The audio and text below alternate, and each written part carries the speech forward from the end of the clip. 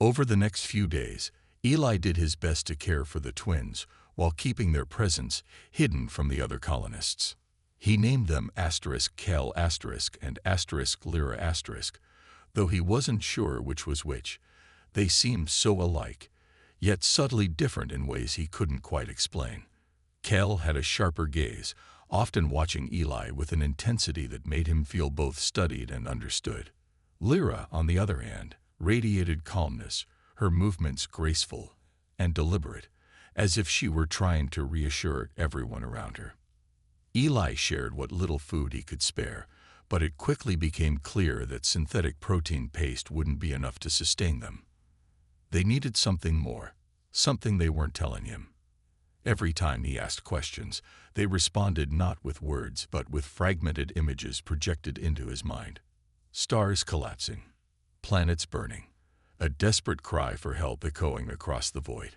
It was maddening, like piecing together a puzzle without all the pieces. Despite their mysterious origins, Eli found himself growing attached to them. There was an innocence about Cal and Lyra, a purity of intent that reminded him of simpler times before life wore him down. But attachment came at a cost. The outpost was already struggling to survive. Feeding 2 extra mouths, even alien ones, was bound to draw suspicion sooner or later. The first sign of trouble came one night when Eli returned to his quarters after a long shift. The lights flickered erratically, casting strange shadows across the room. At first, he thought it was just another power surge, a common occurrence on Zeta-7. But then he noticed the small drone hovering near the ceiling, spinning wildly out of control. Its circuits sparked, and with a loud pop, it crashed to the floor, smoking.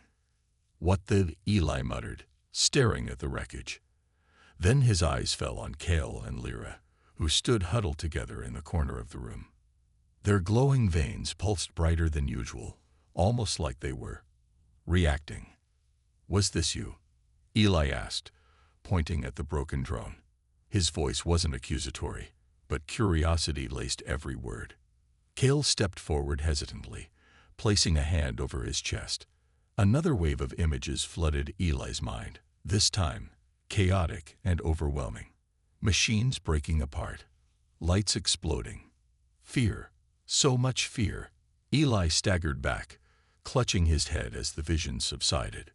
"You're doing this," he whispered, realization dawning. "Your emotions are affecting things." Lyra nodded slowly, her expression filled with guilt. She raised a trembling hand and pointed toward the drone. A faint glow emanated from her fingertips, and suddenly, the damaged machine began to repair itself. Sparks flew as wires reconnected, and within moments, the drone floated back up, fully operational. Eli stared in disbelief. "You can fix things too." The twins exchanged glances, their connection evident in the way they moved in perfect harmony. Through another burst of mental imagery, Eli understood. Their abilities weren't limited to destruction. When calm and focused, they could manipulate matter itself, healing, creating, even reshaping the world around them. But controlling such power required immense concentration, something hunger and fear made nearly impossible. As fascinating as their abilities were, Eli knew they couldn't stay hidden forever. Strange occurrences began happening throughout the outpost. Power grids shorted out. Equipment malfunctioned without explanation. Whispers spread among the colonists about saboteurs, or worse, invaders. Some accused Eli of negligence, claiming his scavenging trips had brought unwanted attention to the outpost. Commander Hargrove, a stern military officer with a reputation for ruthlessness, called an emergency meeting. "Something's wrong here," he growled, pacing in front of the gathered miners. "And I won't tolerate threats to our survival. If anyone knows anything, speak now or face the consequences." Eli clenched his fists under the table, sweat trickling down his neck. He wanted to defend Cal and Lyra, to explain that they weren't dangerous. But how could he? How could he make others see past their fear? That night, as Eli lay awake listening to the hum of the outpost, Cal and Lyra approached him cautiously. Through their shared bond, They conveyed a single message: trust us. Together, we can change everything. But trust came at a price, and Eli wasn't sure if he, or anyone else, was ready to pay it. As days turned into weeks, Eli's bond with Kale and Lyra deepened. They began to rely on him, not just for food, but for guidance in navigating this strange new world. In return, they shared glimpses of their past through fragmented visions, images that painted a tragic story of loss and survival. Through these flashes, Eli learned that Kale and Lyra came from a distant planet ravaged by war. Their species had once thrived, living in harmony with nature and technology. But greed and conflict tore their civilization apart, leaving their homeworld barren and lifeless. The twins were among the last survivors, sent adrift across the stars in a desperate attempt to preserve their kind. However, something went wrong during their journey, a catastrophic malfunction that erased much of their memory and left them stranded on Zeta 7. Despite their hardships, Kale and Lyra carried an unshakable hope. They believed they could rebuild, not just their own lives, but also bridges between worlds. One evening, as Eli sat cross-legged on the floor of his quarters, sharing a makeshift meal with them, they communicated something unexpected. Through a series of vivid mental images, they pleaded for his help, not to survive, but to create. Eli frowned, confusion clouding his face. Create? What do you mean? Kale placed a hand over his heart, while Lyra gestured toward Eli, then back at herself. The message was clear. They wanted to start a family. With him. For a moment, Eli thought he'd misunderstood. His mind raced, trying to process what they were asking. You want children, he stammered. With me. The twins nodded earnestly, their glowing veins pulsing brighter with excitement. Through another wave of images, Eli understood their reasoning. They believed that combining human and alien genetics could produce offspring capable of bridging the gap between their species. These hybrids would inherit the best traits of both worlds: human adaptability and resilience, paired with the twins' extraordinary psionic abilities. It was a bold idea, one that filled Eli with equal parts awe and unease. Could such a thing even be possible? And if it was, should it happen? The ethical implications weighed heavily on him. Was he ready to take on the responsibility of fatherhood under such bizarre circumstances? Before he could respond, chaos erupted outside. Shouts echoed through the corridors, followed by the sound of pounding footsteps. Someone had reported seeing the twins near the main generator, and rumors spread like wildfire. Colonists gathered in angry clusters, accusing the aliens of sabotage. Commander Hargrove led the charge, his voice booming above the commotion. They're dangerous, Hargrove barked, pointing toward Eli's quarters. We can't afford risks with our survival on the line. Panic surged through Eli as he realized the situation was spiraling out of control. Kale and Lyra clung to each other, their fear palpable.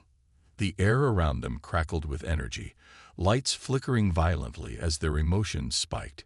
Eli knew they couldn't stay here any longer, not unless he wanted things to escalate further.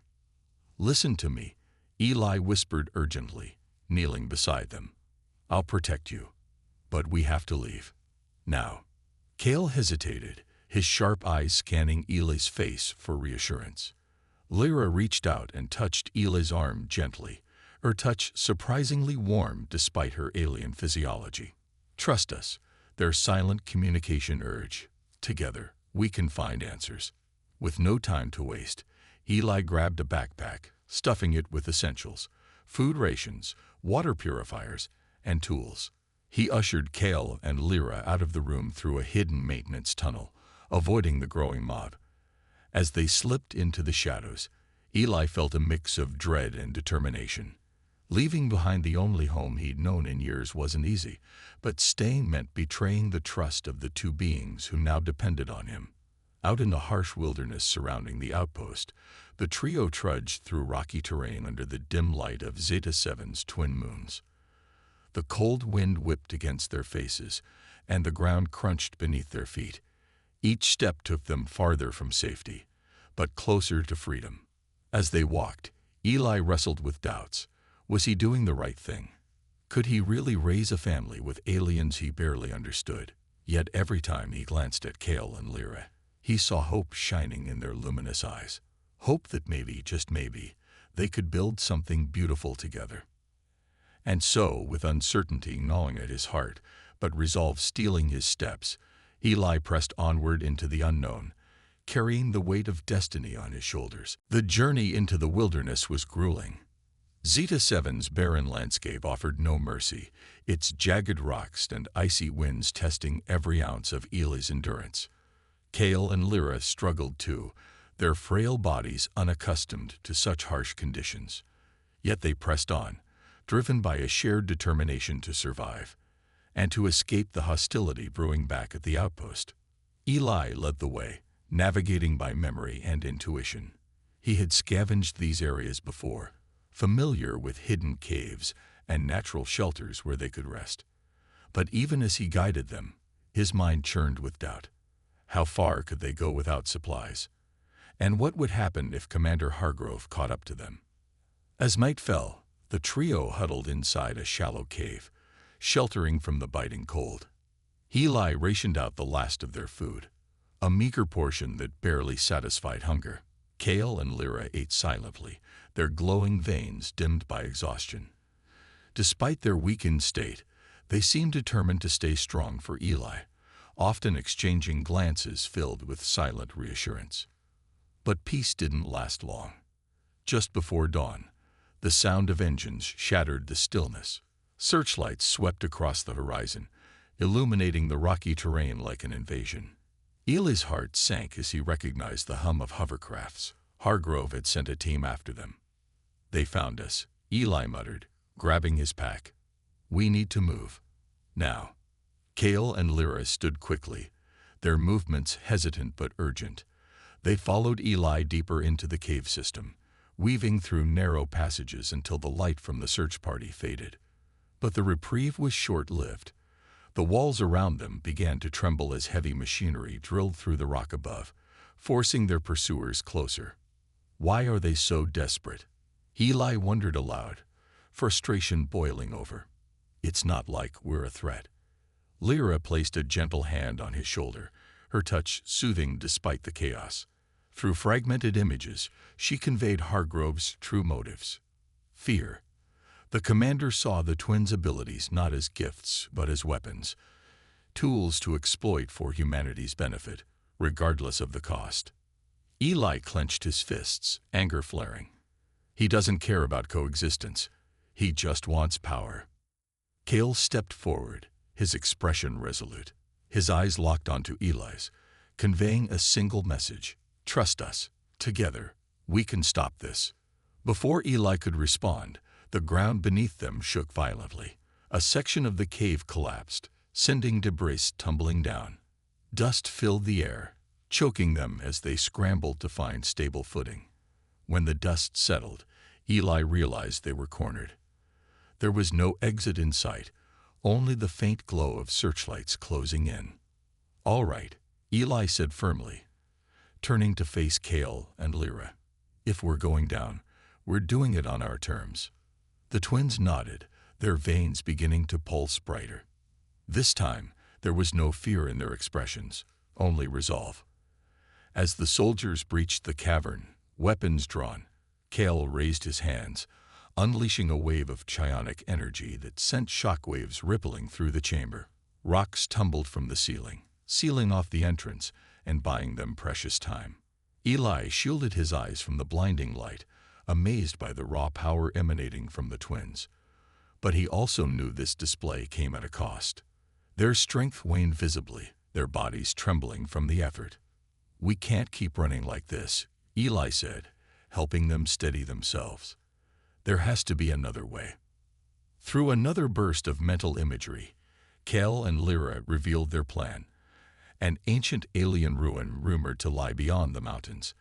If they could reach it, they might find answers, or allies, who could help bridge the gap between humans and aliens. With renewed purpose, Eli helped the twins to their feet. Despite their fatigue, they pushed forward, climbing treacherous slopes and braving freezing winds. Every step brought them closer to salvation or disaster. Behind them, the hum of hovercrafts grew louder. Hargrove wasn't giving up, but neither was Eli. For the first time in years, he felt alive, with a mission worth fighting for.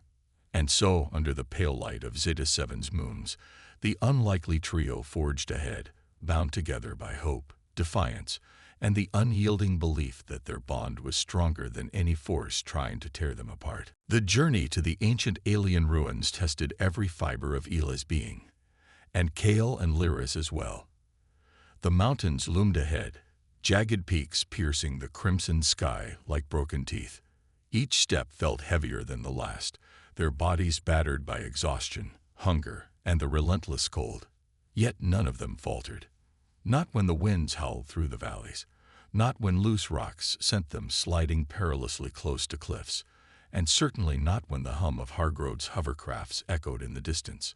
Eli took the lead, his mind racing with calculations. He knew they couldn't keep running forever. Sooner or later, they'd have to face their pursuers, or find a way to end this chase once and for all. But for now, survival was the only thing that mattered. Kale and Lyra walked side by side, their movements synchronized as always. They leaned on each other for support, their frail forms trembling under the strain. Despite their condition, they never complained. Instead, they communicated silently, exchanging glances filled with quiet determination. Occasionally, one of them would reach out to touch Eli's arm, a gesture meant to reassure him, though it often had the opposite effect. It reminded him just how much was at stake. One evening, as they camped beneath an overhang, sheltered from the biting wind, Eli finally broke the silence.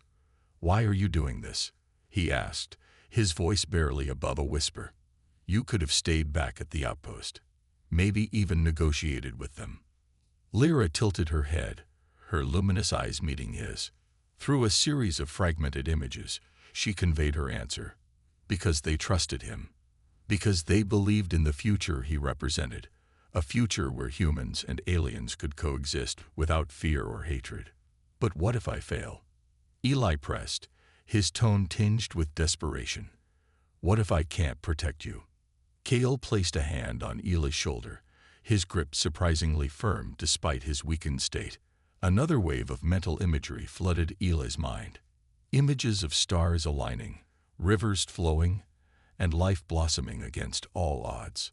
Hope, resilience, unity. These were the things Cal wanted him to understand. Together, they could overcome anything. By the third day, they reached the base of the mountains. The terrain grew steeper, forcing them to climb carefully. At one point, Lyra slipped, her foot catching on a loose rock. Eli caught her just in time, pulling her back onto solid ground. For a moment, their eyes locked, and Eli saw gratitude, not just for saving her, but for believing in their shared mission. When they finally crested the final ridge, the sight below took their breath away. Nestled in a valley surrounded by towering cliffs lay the ruins, a sprawling complex of crystalline structures shimmering faintly in the dim light. Strange symbols etched into the walls glowed faintly, pulsing with an energy that seemed almost alive. "This is it," Eli murmured, awestruck. "This must be what you were looking for." Kale and Lyra exchanged a glance, their expressions filled with reverence. They moved forward cautiously, their steps deliberate as they approached the entrance. As they crossed the threshold, the air shifted, charged with an otherworldly presence. The glowing veins in their skin brightened, resonating with the energy emanating from the ruins. Inside, they discovered remnants of advanced technology, unlike anything Eli had ever seen. Panels of light flickered to life at their touch, displaying holographic projections of star maps and intricate diagrams. One image stood out, a depiction of two species standing side by side, working together to heal a dying planet. "It's possible," Eli whispered, realization dawning. "What you showed me earlier, it's real. You really believe we can make this work?" But before they could explore further, The sound of engines shattered the stillness. Hargrove and his team had arrived. "Don't move," Hargrove barked, stepping into view with a squad of armed soldiers behind him. His gaze darted between Eli and the twins, lingering on the glowing ruins. "Whatever this place is, it belongs to us now." Eli stepped forward, shielding Kale and Lyra. "No, it doesn't," he said firmly. "This isn't about power or control. This is about trust, about building something better." For a moment, tension hung heavy in the air. Then, unexpectedly, one of the soldiers lowered their weapon. "He's right," the soldier said quietly. "We're supposed to be explorers, not conquerors." Hargrove scowled but didn't retaliate. Instead, he turned his attention to Kale and Lyra. "Prove it," he growled. "Show us why we should believe you." Kale and Lyra exchanged a glance, then raised their hands in unison. A soft glow spread outward, enveloping the ruins and everyone within, in warmth and light. Machinery hummed back to life.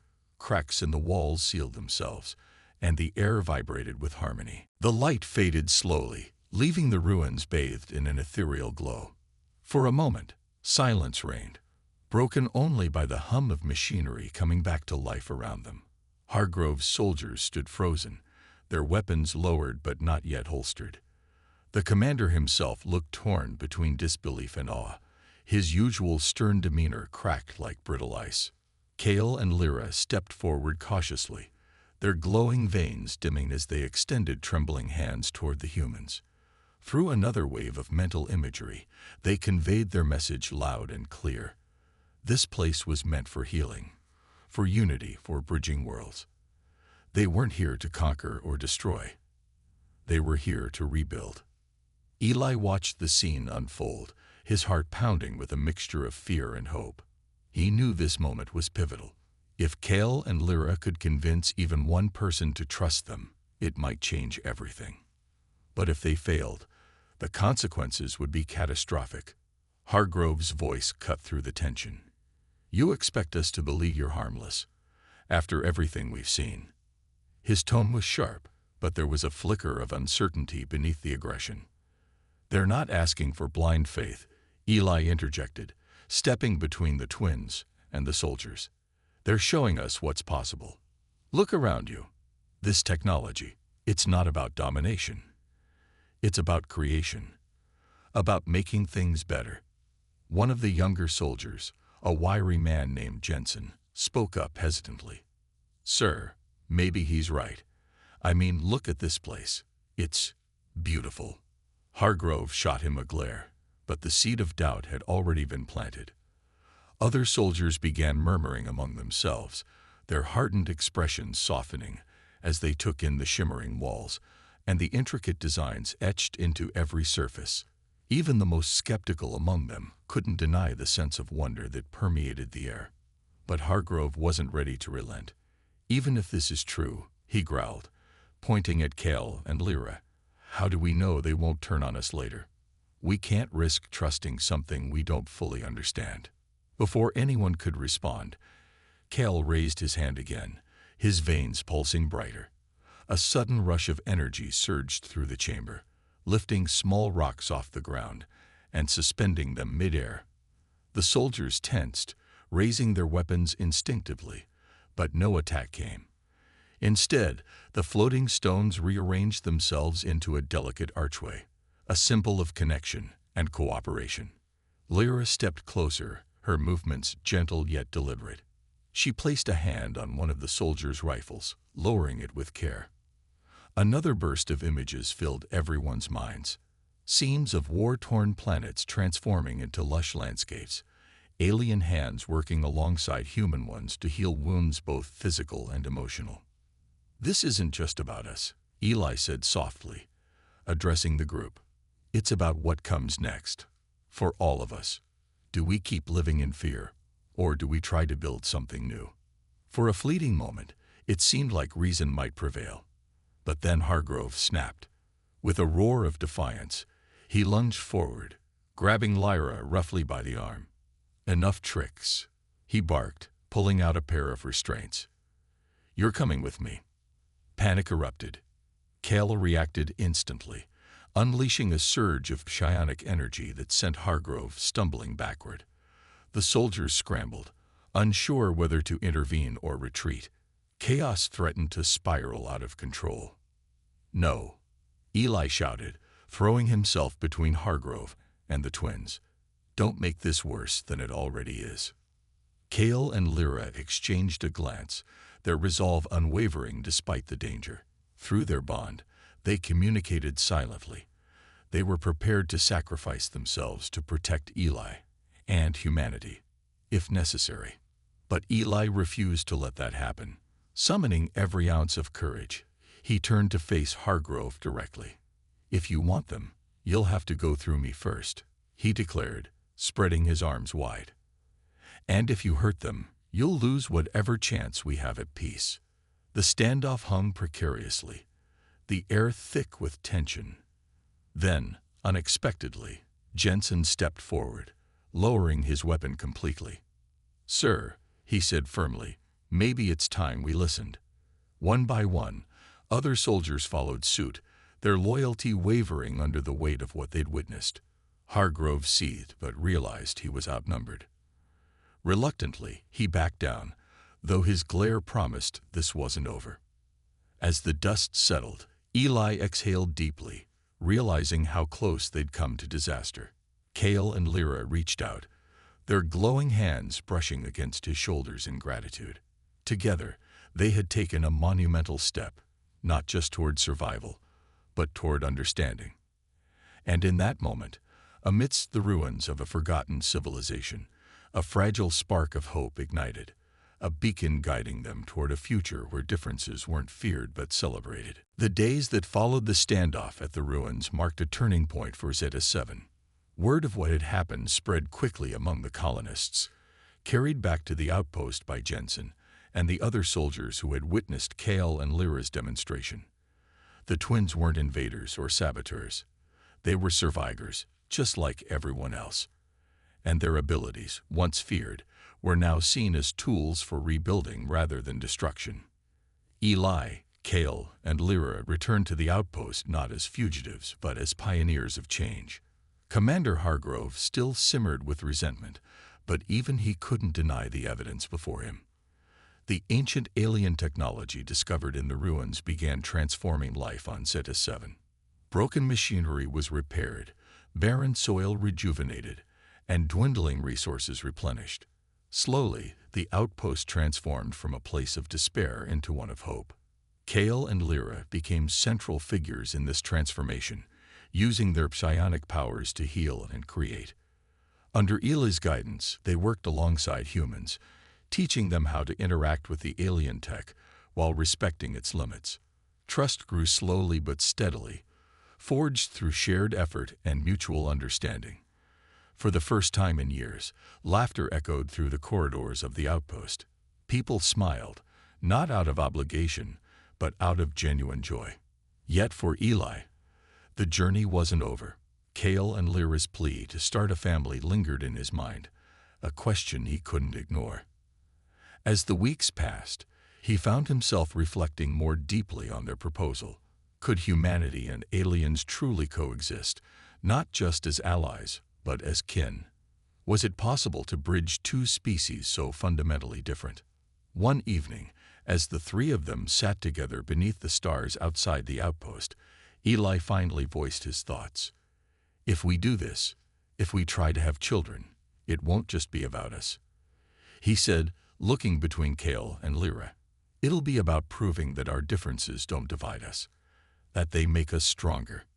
Cale nodded solemnly, his glowing eyes filled with resolve. Lyra reached out, placing her hand gently over Eli's heart. Through a burst of mental imagery, she conveyed her gratitude, not just for his willingness to consider their request, but for believing in their vision of unity. With renewed purpose, Eli agreed to move forward. Scientists from across the colony volunteered to help, studying the biological compatibility between humans and the twin species. It was uncharted territory, fraught with challenges and uncertainties, but every obstacle only strengthened their determination. Months later, the first signs of success emerged.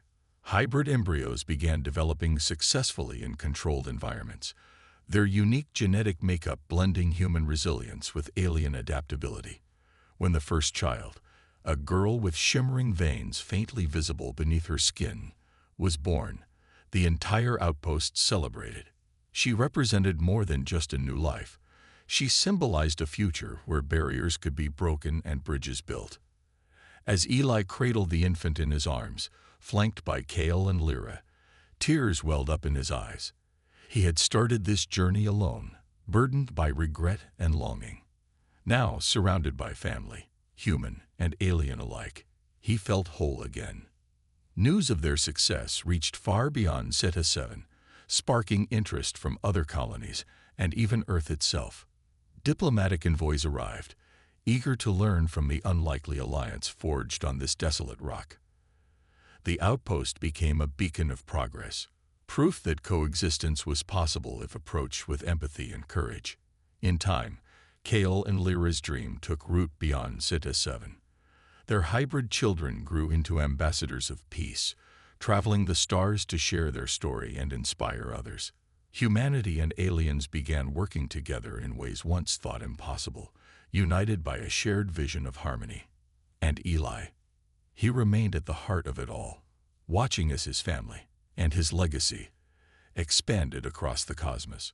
What had started as an act of compassion had blossomed into something extraordinary, a testament to the power of trust, love, and the unyielding belief that no matter how vast the universe might seem, connection was always within reach.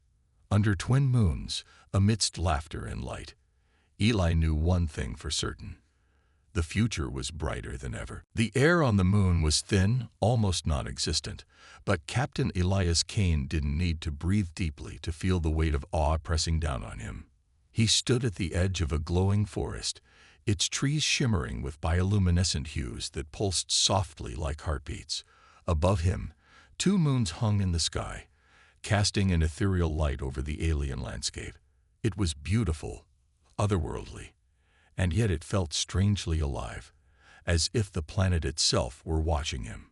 Elias adjusted the strap of his utility pack and glanced back at his damaged shuttle.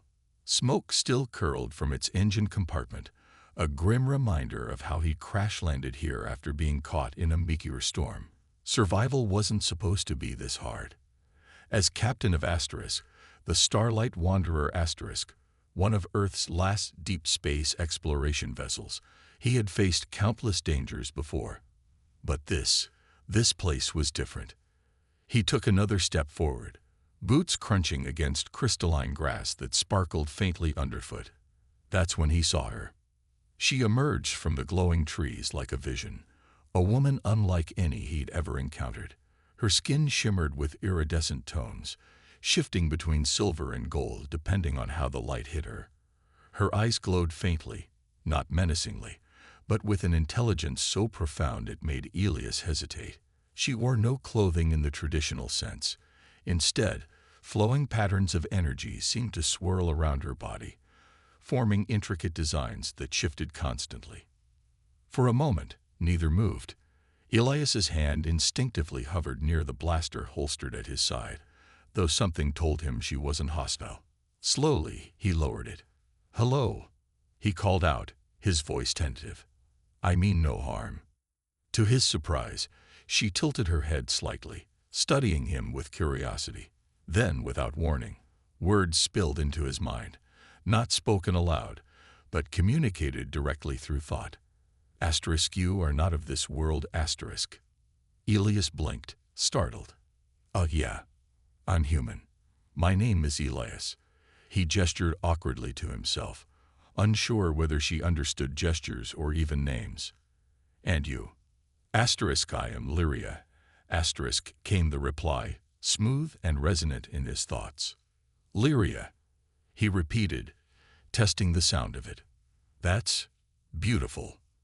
Her lips curved upward in what might have been a smile, or perhaps just a flicker of amusement. She extended a hand toward him, palm up, and tiny motes of light danced above her fingertips. Elias hesitated for only a second before reaching out to touch them. The instant his fingers brushed the lights, warmth flooded through him, accompanied by a rush of emotions. Wonder, peace, connection. It was overwhelming, but not unpleasant. They sat together beneath the twin moons, exchanging fragments of their lives through halting translations and shared silences. Elias learned that Lyria was part of a species known as the Lumiveri, guardians of this moon and its delicate ecosystem. In turn, he described Earth, a planet teetering on the brink of collapse, ravaged by war and climate disasters. As the night stretched on, Elias found himself drawn to her presence in ways he couldn't fully explain.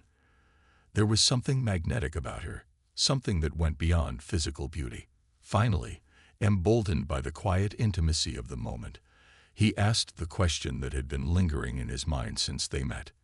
"If I kissed you," he began, his voice barely above a whisper, "how would you react?" Lyria froze, her luminous eyes locking onto his. For a heartbeat, there was silence. Then her response came, not in words, but in a flood of images and sensations that crashed over him like a tidal wave. He saw visions of her people, their rituals, their beliefs. He felt the weight of centuries of tradition, the sanctity of touch, the vulnerability of soul bonding. And then, just as suddenly as it began, it stopped. Elias stared at her, speechless. His cheeks burned with embarrassment, but also with awe. Whatever he had expected, it wasn't this. Lyria regarded him calmly, her expression unreadable. "You ask much, she said finally, her mental voice tinged with both caution and intrigue. But I will answer, if you are willing to understand .